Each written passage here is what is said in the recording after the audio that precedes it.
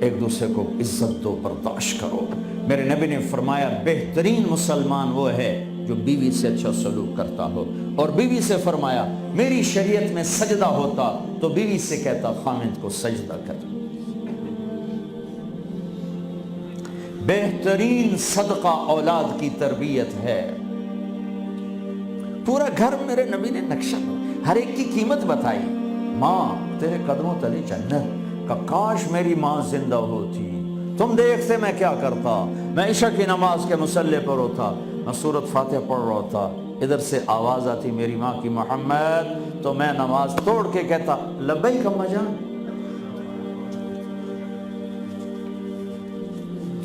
باپ کا تیرے جنت کا دروازہ ہے، باپ تیری جنت کا دروازہ ہے، کھولنا توڑنا نہیں، کھولنا توڑنا نہیں، توڑ دیا تو جنت میں نہ جا سکو گے۔ سب سے بہترین مسلمان جو بیوی سے اچھا سلوک کرے، سب سے بہترین عورت جو اپنے خامند کی منشا کو دیکھے۔ پھر آپ نے ایک عجب بات فرمائی جو معاشرے میں بہت بوجھ بنتا ہے جس کا، ہاں بھائی تمہیں ایسا صدقہ بتاؤں جس سے بڑھ کے کوئی صدقہ نہیں، تمہیں ایسا صدقہ بتاؤں جس سے بڑھ کے کوئی صدقہ نہیں۔ انہوں نے کہا جی کیا؟ کہا الابنۃ المردودہ، جس کی بیٹی کو طلاق ہو گئی یا بیوہ ہو گئی اور گھر واپس آ گئی ماں باپ کے، یا ماں باپ نہیں ہے تو بھائی ہیں، وہ ایک بوجھ بنتی ہے ماں باپ پر بھی، اور بھائی تو ویسے ہی باغی ہو جاتے ہیں۔ میرے نبی نے فرمایا اس بچی پہ خرچ کرنا کائنات کا سب سے افضل صدقہ ہے۔ گھر، ایک گھر کیسے چلتا ہے؟ ہمارے ہاں پنجاب سندھ بلوچستان سرحد میں بہنوں کو وراثت میں کوئی حصہ نہیں ملتا، سب بھائی کھا جاتے ہیں۔ میرے نبی نے فرمایا جس کو اللہ نے 2 بہنیں دیں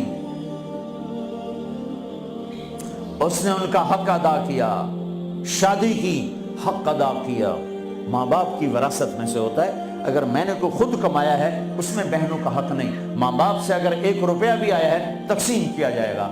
جس نے بہنوں کا حق ادا کیا، شادی کی حق ادا کیا، اس پہ جنت واجب ہو گئی۔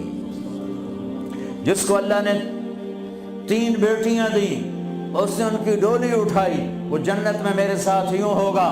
ایک بولے اگر 2 ہوں، کہ جس نے 2 بیٹیوں کی شادی کی وہ بھی ایسے ہوگا۔ اللہ بھلا کرے۔ ایک صحابی کا کہ جس کی 1 ہو، کہ جس کی 1 ہے، اگر اس نے اس کو عزت سے رخصت کیا تو وہ بھی میرے ساتھ ایسے ہی ہوگا۔ پھر کئی بچیوں کو طلاق پڑی ہے کہ اس کو بیٹا نہیں ہوتا۔ یہاں آنے سے پہلے کا واقعہ، پنڈی سے بچی رو رو برا حال اس کا، میں تو فون سنتا ہی نہیں ہوں ایسے کہ میرا تو کلیجہ پھٹ گیا ہے۔ ہے کہنے لگی کہ سسرال نے کہا تھا بیٹی ہوئی تو طلاق دے دیں۔ میں نے کہا اس میں میرا کیا قصور ہے، اور بیٹی ہی ہوئی اور مجھے طلاق پڑ گئی، اور میں گھر آ گئی 22 سال کی عمر۔ بیٹی دینے والا اللہ اور ظلم کرنے والا سسرال۔ میرے نبی کو اللہ نے بیٹے دے کے اٹھا لیے، قاسم اٹھا لیے، عبداللہ اٹھا لیے، ابراہیم اٹھا لیے، 4 بیٹیاں دی، 3 زندگی میں اٹھا لی، زینب، ام کلثوم، رقیہ، تینوں آنکھوں کے سامنے چلی گئیں۔ فاطمہ سے نسل چلی، آپ نے فرمایا لوگوں کی نسل بیٹے سے چلتی ہے، میری نسل میری بیٹی فاطمہ سے چلی۔ اس لعنت کو دھویا۔ عورت کا کیا قصور ہے اگر اس بیچاری کو بچیاں ہو رہی؟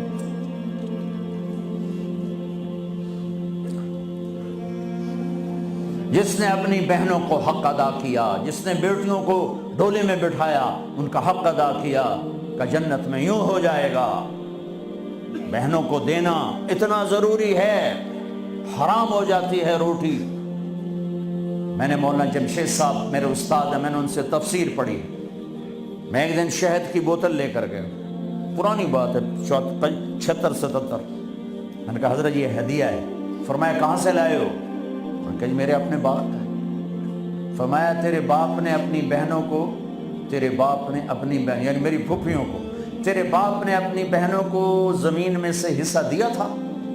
یہ سوال کیوں کیا؟ 10 روپے کی شہد کی بوتل تھی اس وقت، کہ اگر دیا تھا تو یہ میں لے لوں گا، اگر نہیں دیا تو پھر یہ حرام ہے، میں نہیں لوں گا، یہ مطلب